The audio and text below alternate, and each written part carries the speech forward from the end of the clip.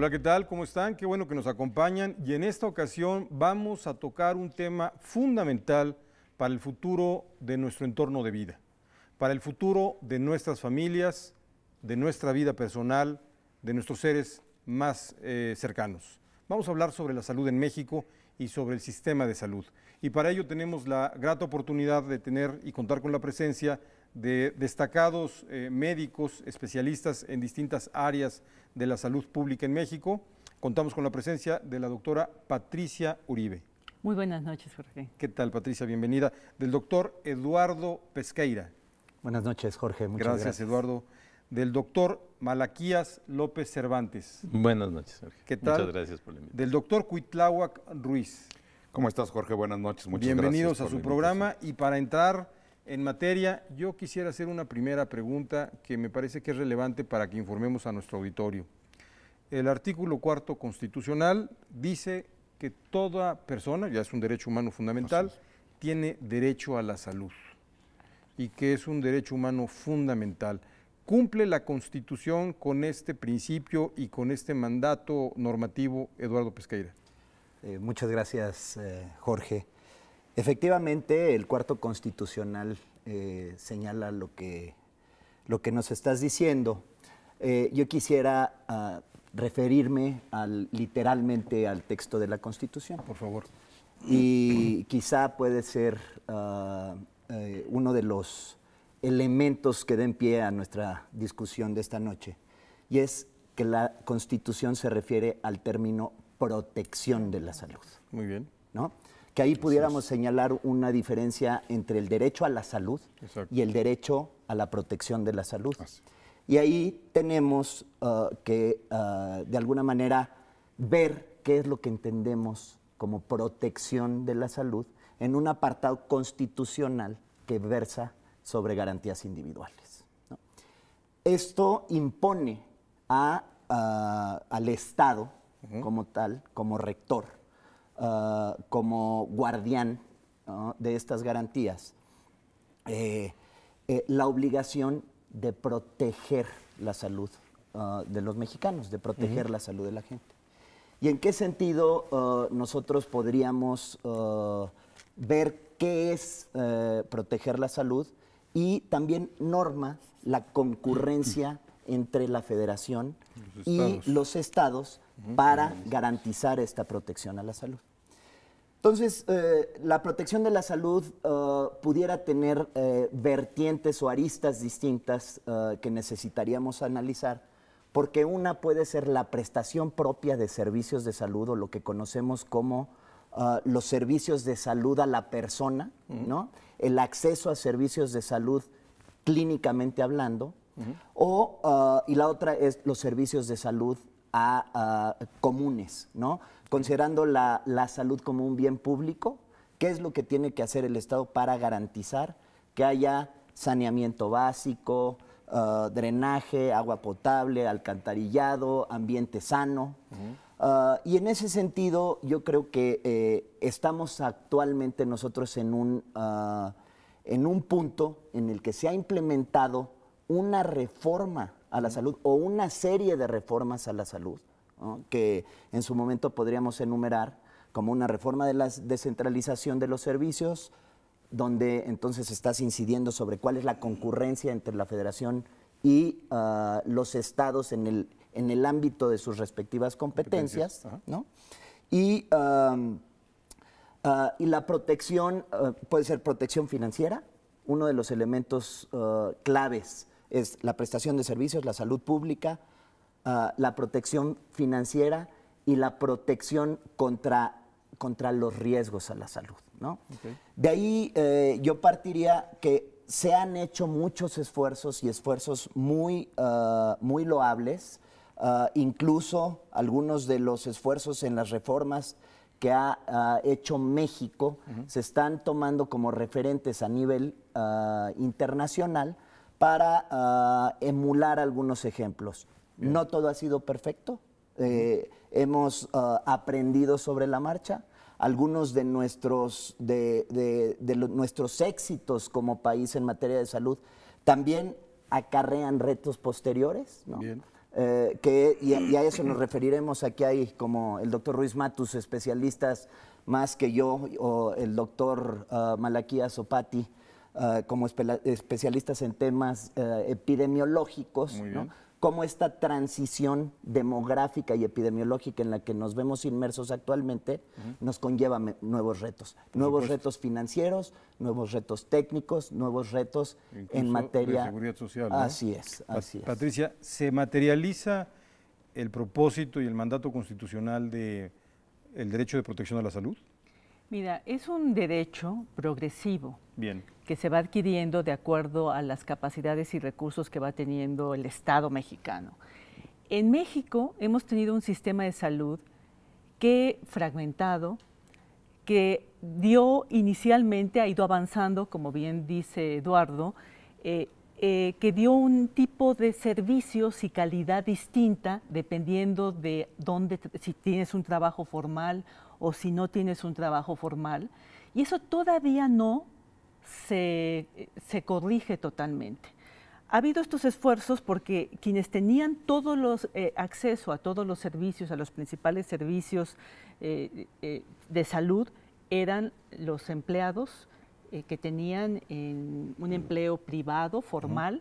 Tenemos una gran informalidad en México. Hay estimaciones que el 60% de la población tiene un trabajo informal y esos no estaban protegidos. Hubo el Seguro Popular que viene a tratar de cubrir esta deficiencia, donde lo que se ha incrementado y se ha mejorado es la afiliación. Si uno fuera estricto en este momento, toda la población mexicana tiene acceso a alguna alternativa. Toda la sociedad. Toda la sociedad. 112 millones de mexicanos. Porque están afiliados por alguna, o por el Seguro Popular, los que están en el trabajo informal, o por el IMSS, por el ISSSTE, los trabajadores del gobierno, por Pemex, Sedena, Marina. Tenemos un sistema fragmentado. El problema es… ¿Dónde he escuchado eso? Fragmentado, que tenemos que pasar, incluso FunSalud está promoviendo, que se tiene que dar un paso adicional a la universalidad de los servicios de salud con los mismos calidad, con los mismos paquetes, progresivamente llegar a ello, pero ahorita es desigual. El problema de México es que es desigual en este momento lo que se le está ofreciendo por el Seguro Popular a lo que se ofrece por el IMSS, por el ISSSTE. Entonces, se está ofreciendo, sí, servicios de salud y además hay un gran déficit. Hemos insistido que la parte que se ha quedado atrás ha sido la parte de salud pública de prevención. Tú vas a convertir en una bolsa sin fondo y cada vez se pagan más cánceres, incluso el Fondo de Protección contra Gastos Catastróficos, enfermedades más complejas y costosas, porque México está con una transición epidemiológica que le llamamos. Todavía tenemos problemas como la salud materna, en la que se siguen muriendo, y es un problema de países en desarrollo. Muchas mujeres que no se deberían de morir por parir, tenemos todavía desnutrición, tenemos todavía anemia, problemas de países en desarrollo, combinado con problemas de países desarrollados como es la diabetes, la obesidad, la hipertensión arterial, el cáncer. Ante eso, el sistema tiene que tener una dinámica ya distinta y privilegiar la prevención, que no lo ha hecho. Se ha centrado mucho en el acceso a servicios de atención y no en prevención, y es una parte que tenemos que fortalecer y buscar un paso más. No basta con la afiliación. La misma Organización Mundial de la Salud dice, bueno, ya tenemos a toda la gente afiliada en algún sistema, de alguna manera, pero le falta, y se está viendo, todavía sigue habiendo mucho gasto de bolsillo. Somos el país de la OCDE con el gasto de bolsillo más alto. ¿En materia de salud? En materia de salud. Sí. Entonces, y no se bajó, no impactó como se esperaba el Seguro Popular. Comparando el de 2004 con 2010, que es la última cifra que tenemos acceso, bajó 3 puntos porcentuales, o sea, el 48% del gasto en salud es gasto de las personas. Se tiene que hacer algo más. Y esto es a lo que nosotros llamamos una reforma más integral, más a profundidad. Tal vez evitar la fragmentación donde de la fuente también, de financiamiento probablemente sea a través de impuestos generales. Todos los candidatos lo están hablando, de que tenemos que dar un paso más. Bien, ¿Sí? Cuitláhuac. ¿Cuál es tu opinión? Yo quisiera empezar con esto porque luego me gustaría moverme al tema de diagnosticar el diagnóstico de la salud en México. Pero empezando por el principio, hay un mandato constitucional del derecho de protección a la salud. ¿Hay un efectivo derecho de protección a la salud o es más una intención que una acción del Estado? Bueno, mira, muchas gracias por la pregunta. Yo creo, parado desde el punto de vista de la salud pública, tú sabes que yo vengo de la Sociedad Mexicana de Salud Pública. Así es. Yo creo que sí, ha sido progresivo, como dice la doctora Uribe, como dice Patti, ha ido creciendo, no es suficiente aún. Sin embargo, yo no me atrevería a decir que es un asunto completamente abandonado. En México tenemos una historia de muchos años de actividades de salud pública efectivas. En muchos casos incluso te puedo decir que hemos sido ejemplo a nivel internacional. De ninguna manera es un tema del que nos sentimos completamente satisfechos, no es un tono triunfalista en que te lo estoy diciendo, pero creo que no debemos de olvidar todos los logros que la salud pública con acciones muy concretas ha venido logrando. Ahora, esos logros no han sido lo fáciles que quisiéramos o lo rápidos que quisiéramos, por todos estos problemas que ya Eduardo, Patti y seguramente Malaquías van a tocar en un momento, por este sistema de salud fraccionado, por la falta de financiamiento etiquetado. Hasta hace muy poco tiempo se ha podido etiquetar una cantidad de recursos a todas luces insuficiente para financiar las acciones a la comunidad. Como Eduardo mencionaba, por un lado tenemos el financiamiento a las acciones a la persona, que es la atención médica prácticamente, pero las acciones que protegen la salud como bien público no han sido lo suficientemente financiadas.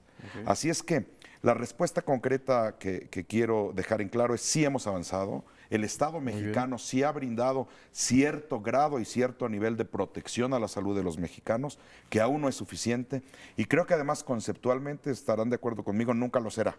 No llegaremos nunca a un nivel en el que estemos completamente blindados o protegidos. Pero puede haber un cierto nivel. Claro, porque que sea aceptable. Sí, por supuesto, porque como dice Eduardo, y esta es la frase de un eminente salubrista mexicano que además fue secretario de Salud, en salud siempre somos víctimas de nuestros propios éxitos. El éxito que hemos logrado incrementando la esperanza de vida nos ha llevado a la transición epidemiológica, nos ha llevado hoy a enfrentarnos a una epidemia impresionante de estilos de vida que le llamamos, que resulta en enfermedades crónicas no transmisibles. Malaquías, ¿cuál es tu opinión al respecto? Bueno, pues yo tendría que ser el negrito en el arroz en muchas cosas. Por favor. Regresando al tema de la Constitución, a mí me parece que el artículo 4 no está redactado de la manera correcta. Y me refiero a esto. Veamos el artículo tercero. ¿Sí? Vamos nada más a ver el tercero. En el tercero, el Estado garantiza, se compromete a, por lo menos al principio, la educación primaria. En el caso de salud, dice nada más que los mexicanos tienen derecho a esa protección, que ya mencionaba Eduardo, y luego nos refiere a las leyes reglamentarias para que por ahí se resuelvan los problemas, pero no hay un compromiso explícito. En el 123 hay un compromiso explícito para los trabajadores de que reciban servicios de atención médica. Entonces, mi pregunta sería, ¿no será necesario que vayamos a buscar la forma de que la Constitución exprese de manera clara un compromiso del Estado al respecto? Yo diría que sí. O sea, lo menos que podemos aspirar es a que haya un compromiso explícito de lo que nosotros llamamos la atención primaria. Yo te preguntaría, ¿cómo se llama tu médico? Depende, el gastroenterólogo. Sí, depende. Si te duele la cabeza, ¿cómo se llama el neurólogo? Si te duele el corazón, el laringólogo. Pues sí, eso es una condición pésima. Es la peor de las condiciones que podemos imaginar. Nosotros deberíamos de poder contestar sin duda la pregunta, mi médico se llama.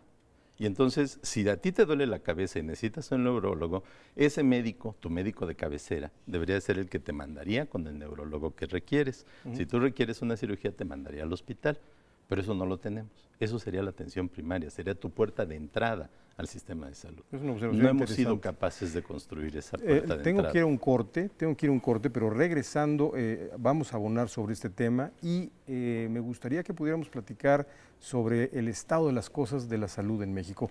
Quédese con nosotros, estamos en Agenda México 2012 hablando sobre la agenda de salud.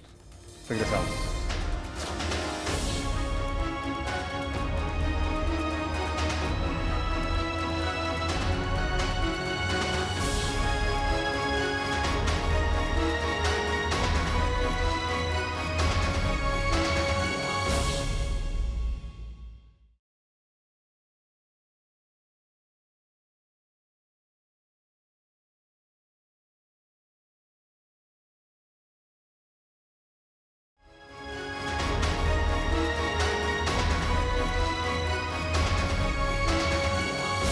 Malaquías, estábamos platicando y nos estabas comentando hace un momento de que debe de haber un compromiso explícito del Estado para el cumplimiento de, yo llamaría, principios elementales y derechos elementales del ser humano. ¿Cómo lo estás avisorando este tema en ese sentido? Mira, yo creo que esto es importante en el caso de México, aunque no fuera indispensable, porque podríamos decir que otros países no lo tienen explícitamente en sus constituciones, pero yo creo que lo sería porque el sistema de salud de México nació con malformaciones graves. O sea, el que se haya creado en 1943 el Instituto Mexicano del Seguro Social para la atención de los trabajadores con empleo formal, como decía la doctora Uribe, sí, y que se haya creado la Secretaría de Salubridad de Asistencia, para darle alguna asistencia a los que no tuvieran trabajo, que eran, por cierto, la inmensa mayoría de los ciudadanos de este país, sí, nos crea ciudadanos de primera y de segunda. Sí. Y el problema que tenemos es que sigue habiendo ciudadanos, pero lo peor es que a lo mejor son de primera, segunda, tercera y cuarta. Entonces yo creo que si lo que buscamos es igualdad en el país y creemos que la igualdad es la base de la democracia, entonces a lo mejor necesitamos minar muy hondo y llegar hasta aspectos como el de la Constitución.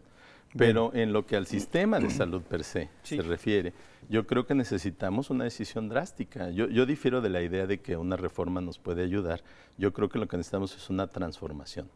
Así como del gusano a la mariposa, necesitamos volver a hacer el sistema de salud para que sea más igualitario y para que realmente pueda llegar a los ciudadanos. Una reestructuración de fondo, estás planteando, no una reforma gradual. Pati, a ver, yo ahí, por ejemplo, yo entiendo que lo ideal sería una transformación de fondo, pero ya están una serie de instituciones funcionando, de recursos formados, en la que, por eso, la propuesta que se ha dado es ir haciendo reformas para ir llevando el sistema a que funcione de una manera, no va a ser fácil, incluso tienen marcos jurídicos distintos. Cada una de las instituciones, el IMSS, el ISSSTE, la Secretaría de Salud. Entonces tenemos que no destruir todo lo que ya está instalado y en base a eso, con eso que es lo que cuento, ese es nuestro planteamiento, ir haciendo reformas hasta llegar a un sistema que independientemente del trabajo que tenga una persona, y esto es fundamental, en eso coincido mucho con Malaquías, porque la salud es fundamental si queremos un país más productivo, un país realmente con un desarrollo social distinto al que hemos tenido a la fecha, se requiere como sustento fundamental educación y salud como mínimo. Entonces estoy totalmente de acuerdo que la salud no debe de depender del tipo de trabajo que tienes y que debemos de llegar a un sistema que te ofrezca en cuestiones, de una manera igualitaria la misma calidad. Debemos de promover ahorita un problema central de nuestro sistema de salud. Yo sé que hemos avanzado y todo ha sido esfuerzos de gente muy importante, es la calidad. Sí. No hay cultura de calidad en los servicios y por eso depende si te toca que te atiendan en el Instituto Nacional de Ciencias Médicas y Nutrición, recibes una atención distinta a que si te toca en el hospital de Zumpango, voy a inventar para que nadie me ubique ese hospital. Entonces, hay un gran problema de calidad de la atención. Entonces, borrón y cuenta nueva, yo quisiera que se pudiera hacer, pero en estos, lleva muchos años el sistema, tiene cosas buenas, tiene cosas malas, pero yo soy de la idea de que hay que construir sobre lo ya construido. Pero, perdón que te interrumpa, Pati, pero yo diría transformar no quiere decir destruir. Sí, pero es cambiar todo.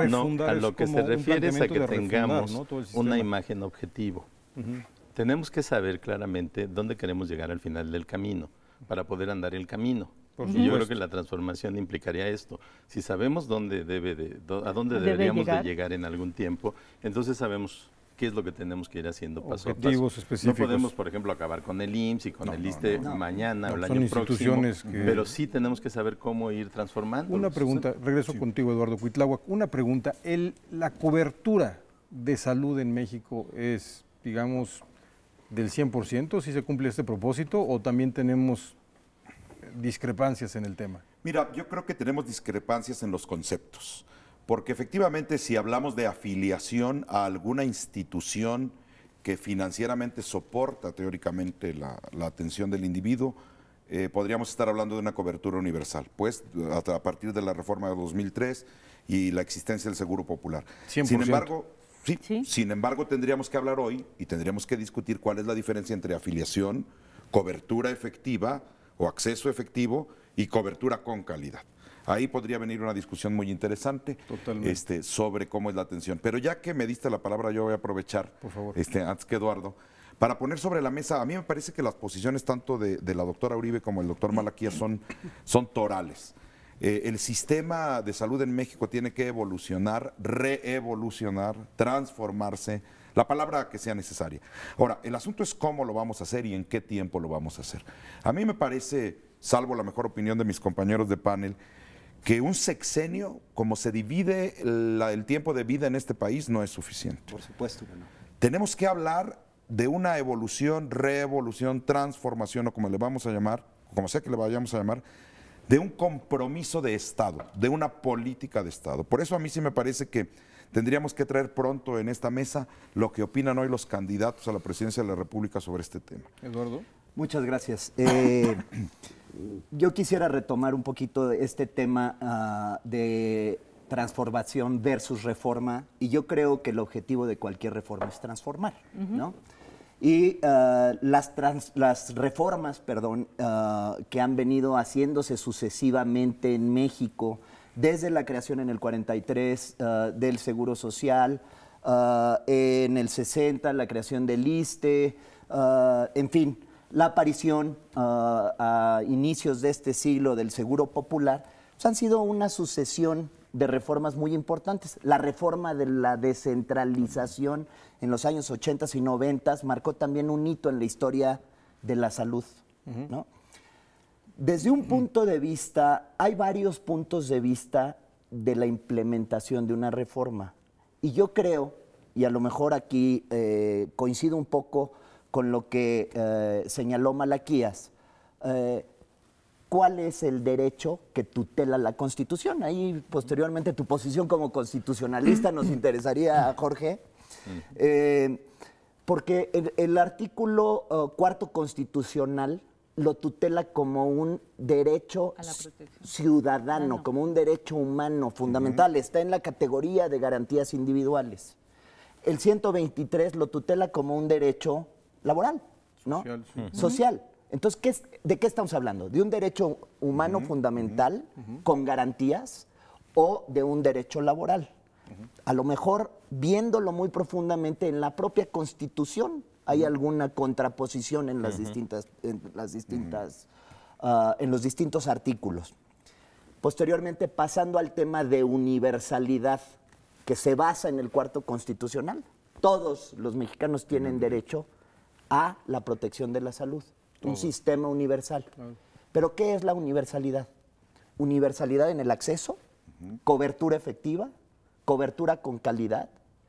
Y también hay un tema que es muy importante, que por ejemplo las instituciones de seguridad social dejan a través de su legislación un espacio ambiguo, porque dicen, pues tienes derecho, decir, no tener un catálogo explícito de intervenciones, pues deja en ambigüedad a qué tienes derecho. Sí, sí puedes tener derecho, si eres afiliado al IMSS o al ISSSTE, a formarte para que cuando haya posibilidad se haga la intervención. Muy bien. En el caso del el Seguro Popular, por ejemplo, sí hay un catálogo explícito de intervenciones. Ajá. De manera muy específica. Muy específica, hay un catálogo concreto, que tiene hoy aproximadamente 1,400 padecimientos o 256 diferentes intervenciones, dependiendo de cómo se vea, y un catálogo para gastos catastróficos, que fue lo que señaló la doctora Uribe, ¿no? Así es. Entonces, el hacerlos explícito empodera a la gente. La gente sabe a qué tiene derecho y ahora es en cuánto tiempo tiene derecho. Y cómo tiene derecho. Esto me lleva a otra pregunta, Patricia, y me gustaría saber tu opinión. Creo que hay un consenso, con matices, de que hay universalidad de la protección del derecho a la salud. Que debería de haber. Creo que hay ya aquí en el panel. Y ya hay un... Pero yo quiero preguntar, la pregunta que me parece que es inmediata y consecuencia de este argumento de Eduardo, ¿y qué hay de la calidad de la salud en México? Es lo que yo comentaba, que ahorita es un punto central, pero antes de la universalidad, de acuerdo a la OMS, tiene por lo menos 3 componentes. Uno es en el que se ha avanzado fundamentalmente en México, que es la afiliación, en donde toda la población aparentemente ya tiene acceso a alguna institución. Sí, puede potencializar el derecho de acceso. Hay 2 componentes que también plantea la OMS. Uno tiene que ver con el financiamiento. No debería de haber este gasto de bolsillo de esa población. En México nos falta avanzar en la parte de cómo hacer el financiamiento para llegar realmente a la universalidad. Por eso se está insistiendo en que haya una fuente común de financiamiento y se evite que la gente tenga que poner de su bolsillo y con impuestos generales. Sí. Por ejemplo, si no depende... Con el modelo de impuestos que tenemos y con la recaudación que tenemos, hay que hacer cambios y reforma fiscal y todo. No, yo creo que hay que cambiar cosas que se necesita cambiar. Eso es lo que hay que hacer para transformar. Y el otro punto es el tipo de intervenciones que son cubiertas. Es distinto en este momento lo que cubre el Seguro Popular que lo que cubre el IMSS y que cubre... Teóricamente el IMSS y cubren todo. Todo es todo. Por eso no hacen un listado, porque teóricamente si yo me enfermo y tengo IMSS... Pero estás diciendo algo terrible, porque me estás diciendo, o al menos yo quiero interpretar, que tienes entonces derecho de protección a la salud de primera y de segunda. No está homogeneizado. Entonces no hay una universalidad. Todavía no. Por supuesto que no. Por eso tenemos que continuar con la reforma. Todavía no.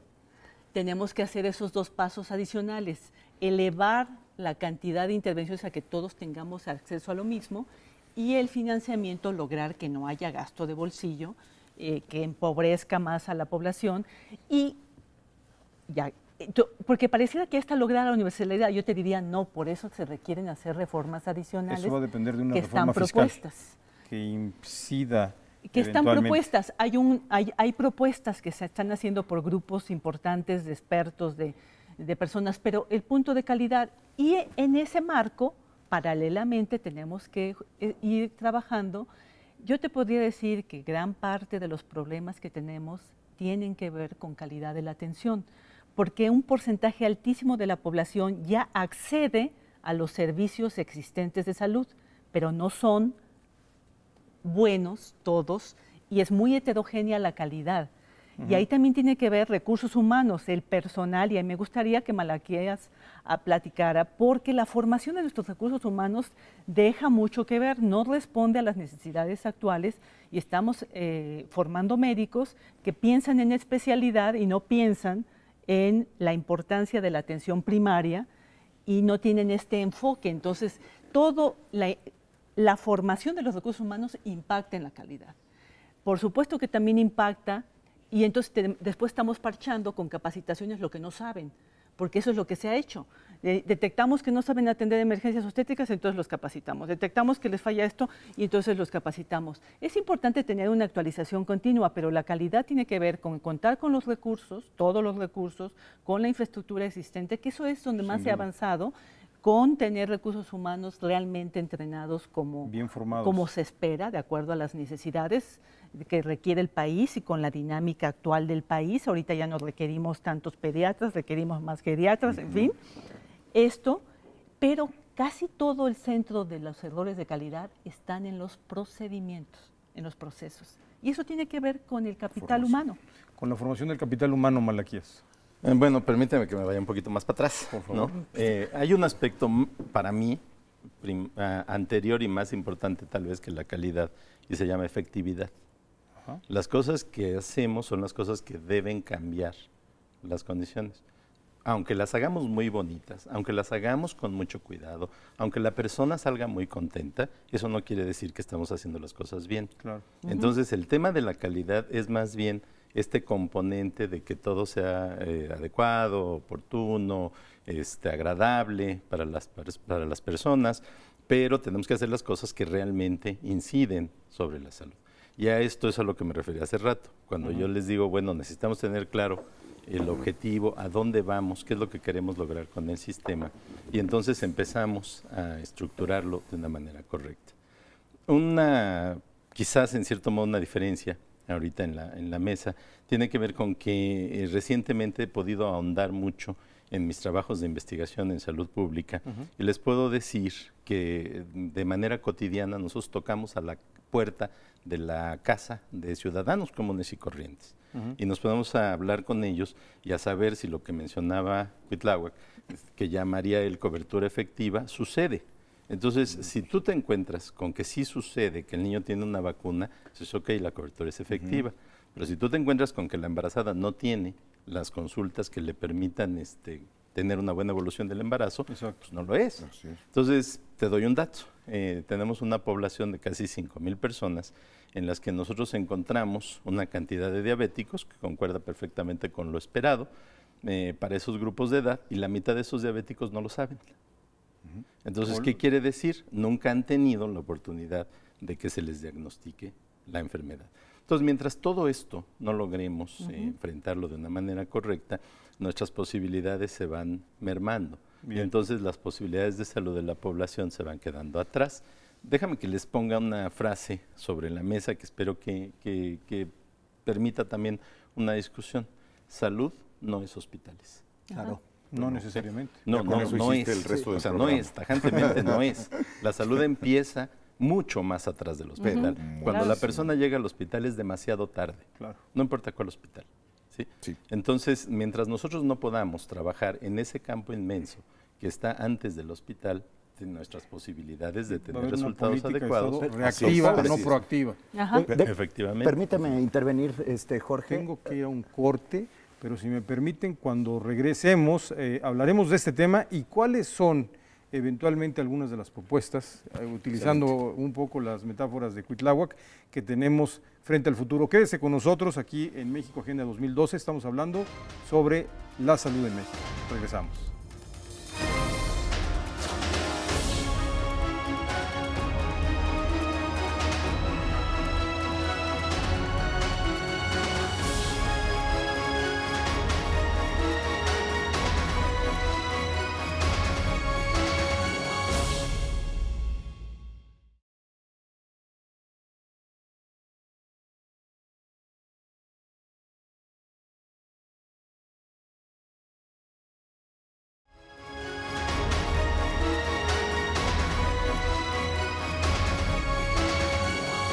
Qué bueno que siguen con nosotros y seguimos con el tema de la salud en México, cómo es que está el estado de las cosas, pero sobre todo, cuáles son las nuevas propuestas que hay en la agenda. Cuitláhuac, comentabas hace un momento que habían ya propuestas que has leído, revisado de los distintos partidos y candidatos. Hay buenas propuestas y lo más importante, ¿pueden ser materializables? Mira, Jorge, yo primero quisiera, igual que el doctor Malaquías, regresarme un poquito y tomar la provocación que hace el doctor en términos de esta frase de los hospitales serían el último eslabón de la salud.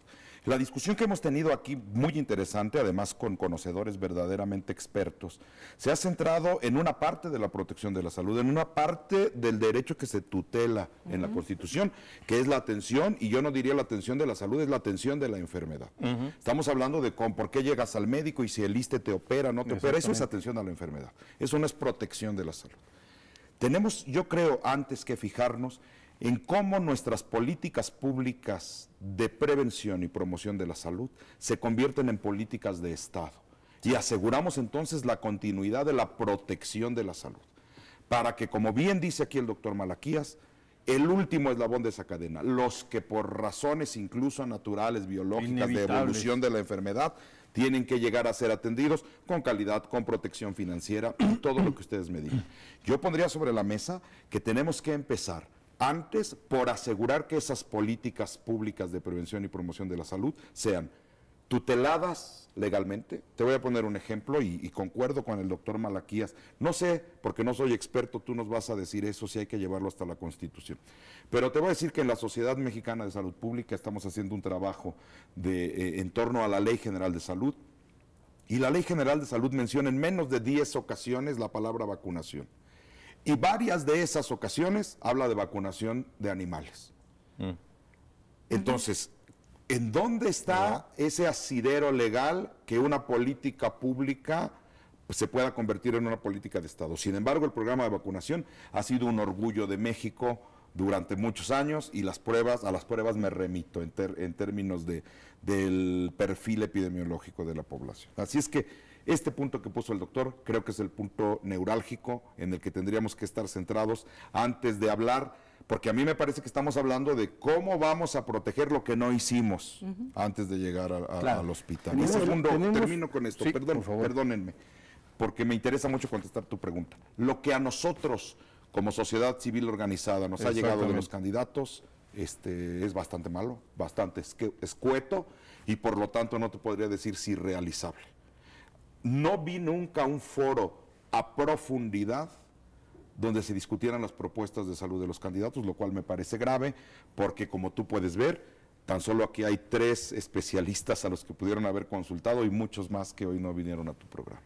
Eduardo, estas propuestas que tú también conoces desde una perspectiva comparada, tú eres un especialista también en analizar los modelos de sistemas de salud a nivel internacional, ¿tienen alguna viabilidad? Mira, yo coincido con lo que ha señalado Cuitláhuac ahorita. La verdad es que es poco el conocimiento o la difusión de las propuestas en materia de salud que han hecho los candidatos a la presidencia de la República. Algo hemos leído de documentos que por ahí de pronto circulan. Pero sí hay un tema importante que ha venido circulando en la... pues en el medio, ¿no?, en el que nosotros nos movemos, y lo señaló Pati, y es el tema de la universalización del sistema de salud. Y ese tema de universalización del sistema de salud requiere de varios puntos o varios abordajes de cómo se deben de implementar. Primero, hay una reforma de índole legal que va desde lo constitucional que acabo de señalar, hasta las leyes secundarias y los reglamentos, hasta las normas oficiales mexicanas en materias muy específicas. Hay una reforma que posiblemente sea la más compleja por la naturaleza y la historia de nuestras instituciones, que es la reforma institucional, ¿no?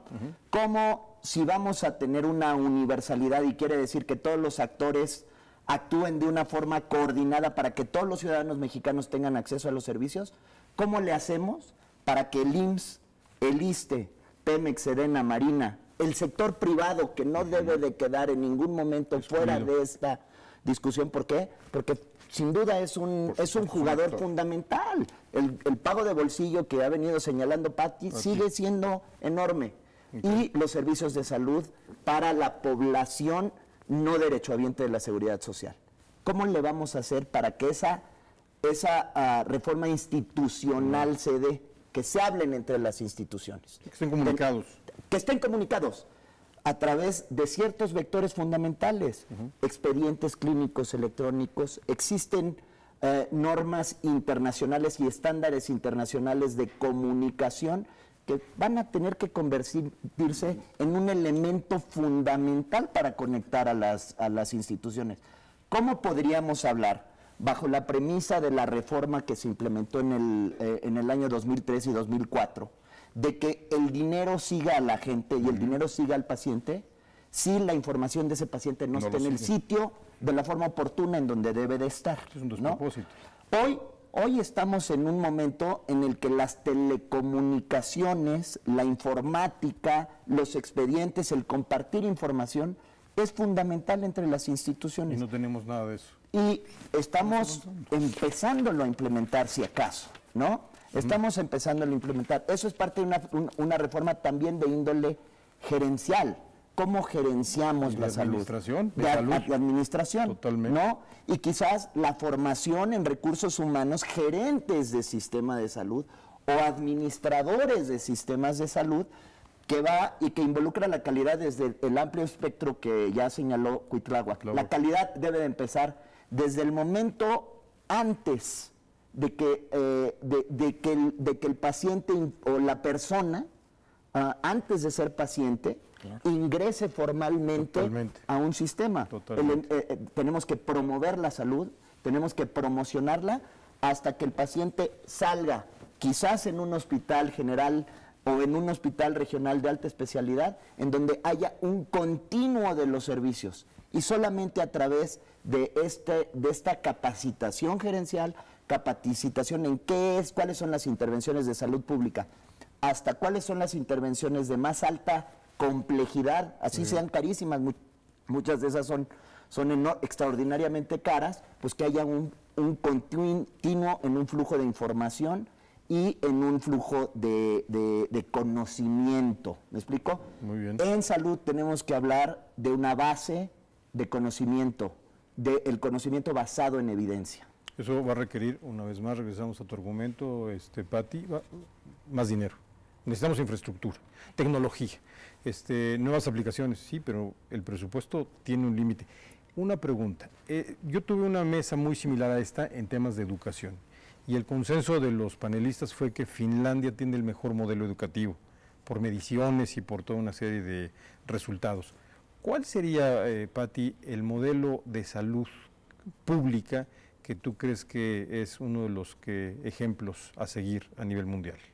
Es que yo no diría que hay un modelo o una referencia. Debe de ser algo que responda a las necesidades de México. Yo cuando hablo de universalidad de servicios, incluso en la propuesta en la que se ha estado trabajando, incluye, pero se debe de explicitar toda la parte de salud pública. Evidentemente es la parte con la que se tiene que garantizar que el financiamiento, primero, debe de garantizar que haya un fondo que está etiquetado para todas las acciones de salud pública. Hay varios sistemas que te han mostrado, por ejemplo, el cubano, que a pesar de tener pocos recursos, a veces no es tanto de recursos, que tiene beneficios, por ejemplo. El de Inglaterra, que con un enfoque muy de salud pública desde el principio y no tan curativo, que es un país desarrollado. O sea, uno podría encontrar ejemplos, y por ejemplo, yo sí estoy de acuerdo que el chileno ha avanzado porque no se quedó ya en atención. Es el único país que ha operacionalizado el enfoque de determinantes sociales. Ha hecho un cambio en su sistema donde este concepto de que no basta con solamente tener buen sistema de salud, sino que tienes que impactar en la educación, que tienes que impactar en el ingreso y que esos son determinantes sociales que inciden directamente en la salud. Chile, y lo ha publicado, ha encontrado la forma y han impactado en sus indicadores de salud en este enfoque de determinantes sociales. Para mí es un ejemplo que tendríamos que también seguir. De que se puede, ¿no, Malaquías? ¿Cuáles serían estos temas que tú estarías incorporando a la agenda de la discusión? Que aprovechamos el foro para, por supuesto, escuchar tu opinión, porque según observamos de lo que nos comenta Cuitláhuac, todavía no hay propuestas sustantivas, llamémosle así. Sí, bueno, si me permites, que quisiera comentar que en relación a lo de los candidatos, en el segundo debate nada más hubo uno, que es el único que no pinta, que mencionó algo y lo que dijo fue: voy a hacer más hospitales. Lo que me parece grave es que ninguno de los otros dijo nada, se quedaron callados, y entonces podríamos asumir que también están pensando en hacer hospitales, ¿no? Entonces esto nos lleva a esta discusión. Para las bueno, entonces ¿cómo debería de ser? Estamos al fondo del tema, ¿eh? Sí, ¿cómo debería de ser el sistema? Mira, si nosotros nos vamos a las simples comparaciones internacionales, te podría decir que históricamente en el continente americano los mejores son Costa Rica y Cuba. Bien. Y como dice la doctora, Cuba es un sistema de muy bajo costo. ¿Cuál es la característica de Cuba? Tiene atención primaria. La ha tenido desde su origen, después de la Revolución Cubana. Costa Rica tiene un modelo como el del Seguro Social mexicano, pero cubre al 100%. Casi. Entonces es un sistema que les ha permitido tener una serie de logros, aunque sea por el mero hecho de que tienen el mismo esquema. El esquema puede ser ineficiente. Pero luego ha venido una propuesta que yo diría que se remonta al año de 93, cuando el Banco Mundial metió la cuchara. Y entonces se publicó un libro donde hace recomendaciones que están en línea con las formas de pensamiento que privan en el Banco Mundial. Y entonces esto nos lleva a toda esta discusión de hasta dónde pueden empezar a participar diversos agentes privados y diversas formas de organización para tratar de mejorar los servicios. Vamos a asumir que son de buena fe. Vamos a asumir que de veras ellos están buscando que mejore la salud de las poblaciones. Bien. La propuesta central que tiene el banco tiene que ver con el hecho de tener empresas. Las empresas pueden ser públicas o pueden ser privadas, pero en materia de salud, el problema de la empresa privada es muy serio, porque una empresa privada, aunque le digas que no es de lucro, aunque digas que es, como dicen en Estados Unidos, non for profit, de todas maneras hay una motivación que tiene que ver con la eficiencia y con el ahorro y con la ganancia. Exactamente. ¿Sí? Entonces, en materia de salud, esto establece un conflicto de fondo muy serio que yo creo que deberíamos de escarbar con mucho mayor detalle. Yo creo que no nos da el tiempo esta ocasión para esto, pero tendremos un pero por lo menos creo que vale la pena lo dejamos en el tintero. Claro que sí. Cuitláhuac, ¿cuáles serían, ya un poco se hace el diagnóstico del sistema de salud en México, que hay universalidad con sus matices, calidad, hay otro tema que se llama inequidad, pero tal vez podríamos hablar de eso en otro tema, en otra ocasión. Me gustaría saber cuáles serían las propuestas que tú crees que son las prioritarias en materia de salud para mejorar el sistema de salud. Bueno, porque muchas gracias. Como dice el doctor Malaquías, no nos alcanzaría este programa para las propuestas. Sin embargo, trataré de resumir con una visión amplia el tema. Primero que nada, sí necesitamos lo que ya comentó la doctora Uribe, la integralidad de nuestro sistema de salud, que deje de ser fragmentado. Eso es básico, es una premisa que en lo muy poco que he leído de las propuestas de los partidos creo que coinciden. Y bueno, la fragmentación. Sí, abatir esa fragmentación. Pero creo que también debemos de convertirnos en un sistema dinámico. Por eso veo que a Patti, por ejemplo, le costaba mucho trabajo decir cuál es el modelo ideal. Bueno, pues es que depende del país y depende del momento en que esté el país. Para México hoy tiene que ser un sistema dinámico que atienda ya, que se prepare ya, estamos llegando tarde, para recibir todo este tsunami que significan las enfermedades crónicas no transmisibles. Sí. Hoy tendríamos que estar implementando políticas públicas serias, agresivas. Para nuestro auditorio, ¿cuáles son? Diabetes, hipertensión, enfermedad renal, cáncer, obesidad, corazón. Por supuesto, la obesidad como un paso previo a cualquiera de estas. Hoy tendríamos que estar implementando, tendríamos que estar en el umbral ya, estamos tarde, repito, de una política pública seria, grande, agresiva, universal, que combata directamente lo que hemos llamado la epidemia de estilos de vida. Mala alimentación, sedentarismo y adicciones, ¿no? Como base de todo esto. Y por otro lado, el tercer punto, para no llevarme mucho tiempo y dejar a mis compañeros decir sus propuestas, lo que ya comentó aquí Lalo. ¿Cómo hacemos para que el sistema se mueva hacia el uso de la tecnología? Que va mucho más allá de nada más tener la computadora en el consultorio. Por supuesto. Es cómo logramos sacar el sistema, y aquí quiero resaltar algo que dijo el doctor Malaquías y que es toral, que es la atención primaria a la salud, que no hemos hablado mucho de ella, pero yo digo, decimos nosotros, ¿cómo revolucionamos la atención primaria a la salud? Sacando a la salud del consultorio. Bueno, pues con el uso de tecnologías. Hoy hay una cantidad de herramientas impresionantes que nos pueden servir. Pero también es impresionante hoy la cantidad de centros de salud que no tienen acceso al Internet. Por supuesto. Entonces, ¿cómo combinamos los conceptos actuales de prevención, promoción y atención primaria de la salud con el uso de la tecnología? Yo creo que, y por supuesto, el reforzar el financiamiento, que ya lo dijo Patti, sería una Tengo que cerrar, el tiempo se nos va muy rápido. ¿Cuáles serían las propuestas, en tu parecer, Eduardo, prioritarias para mejorar el sistema de salud en México? Mira, yo quisiera señalar 3 puntos también, por favor. Porque como dice Cuitláhuac, nos podríamos llevar aquí no solamente el resto de la tarde, sino una semana o 2 discutiendo esto, pero 3 puntos fundamentales. El primero es la reforma financiera del sistema de salud. Hoy, a mi juicio personal, está a la mitad. Okay. ¿Por qué? Porque si bien ha habido una distribución de los recursos por parte de la federación a las entidades federativas, en las entidades federativas se necesita hacer una reforma para que el recurso que se esté enviando o recibiendo o utilizando llegue al paciente, al sitio en donde se está brindando la atención. Okay. Y brindando la atención me refiero a la captación del paciente incluso desde sus primeros riesgos a la salud, ¿no? Una reforma profunda de la calidad. Se ha hecho mucho en la parte prestacional con los esfuerzos de la Cruzada Nacional por la Calidad, el CICalidad, los esfuerzos del IMSS, del ISSSTE en torno a la calidad, pero creo que todavía nos falta sacarlo de las 4 paredes de los consultorios y llevarlo a la comunidad, involucrar a la comunidad.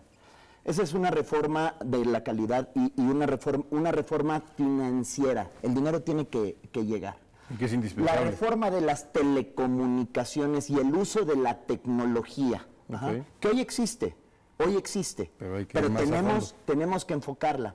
No necesitamos, por ejemplo, tener un radiólogo o un intérprete de radiologías en todas las unidades, y podemos tener un centro en donde se hagan las interpretaciones, ¿no? Modalidades nuevas de contratación. Y en el tercer punto, la parte preventiva, ¿no? Yo coincido plenamente con lo que está diciendo Cuitláhuac, y es algo que en este foro se ha discutido muchísimo. Tenemos hoy, si no queremos que nuestra población adulta nos empiece a costar un dineral impresionante, pescar desde los niños, cambiar sus hábitos de vida, fomentar el ejercicio, la buena alimentación. Hoy estamos en un punto en donde estamos entrando a lo que es el bono demográfico, que quiere decir que hoy ya estamos en el bono. Hoy tenemos una población capaz de soportar el peso de nuestra infancia y de nuestros adultos mayores, pero cuando se nos acabe, nos vamos a ver en problemas muy serios desde el punto de vista de la salud y financieros. Gracias, Eduardo. Patricia, ¿cuáles serán las prioridades para fortalecer nuestro sistema de salud? Estoy con el tiempo muy quemado. Sí, yo sé. Yo insistiría en un punto. Además, la salud no solamente es hospitales, pero no solamente es salud. Para lograr este enfoque más preventivo se requiere que asuma también su responsabilidad el sector educativo, aguas, otros sectores que usualmente no tienen responsabilidad en la salud. 2, yo insistiría en mayor inversión en ciencia, tecnología vinculada a la salud y a los servicios y a la formación de recursos humanos, e insisto en hacer este proyecto de universalidad de los servicios de salud, donde se separen las funciones, evitemos duplicidades. Ahorita tú tienes ISSSTE, tienes seguro privado, tienes a la mejor IMSS, de repente sí necesitamos caminar de manera muy integrada a este sistema que queremos en el futuro, integral, que nos ofrezca a todos con calidad y donde claramente se explicite lo que tiene que haber para salud pública. Muchas gracias, Malaquías. Pues hasta pena me da porque me siento muy elemental. Pero yo te diría es que cada mexicano sepa cómo se llama su médico. Si tú vas a un centro de salud en donde tú quieras y preguntas por el doctor, te van a decir cómo se llama el pasante de medicina, no el médico que ya está graduado y que tiene la posibilidad real de trabajar allí. Entonces nos podemos gastar una cantidad inimaginable de dinero en tener un expediente clínico electrónico muy bonito. Nos podemos gastar un montón de dinero en un montón de cosas que se supone que son muy útiles para toda la atención, pero no tenemos la atención. Entonces yo propondría que haya un médico, que a lo mejor debe ser un médico bien pagado, pero un médico al que le exigimos, sin lugar a dudas, lo que tiene que hacer. Y es mi médico. Crear un médico de cabecera, ya lo teníamos antes. Sí. Tal vez para que concilien las dos propuestas, tal vez un directorio electrónico de los médicos. Pues sí, tecnología y necesitamos tener de todo. La tecnología per se, la tecnología es inevitable. No, es que no existe ya la atención primaria. Lo que está señalando es que tenemos que volver a retomar. Pero bueno, como se dan cuenta, estimados amigos, este es un tema que ha generado un gran debate y que nos va a dar seguramente para otra mesa si nuestros invitados aceptan la invitación. Le agradezco mucho que nos haya acompañado en esta ocasión. Lo esperamos en una próxima sesión. Hasta entonces. Muchas gracias.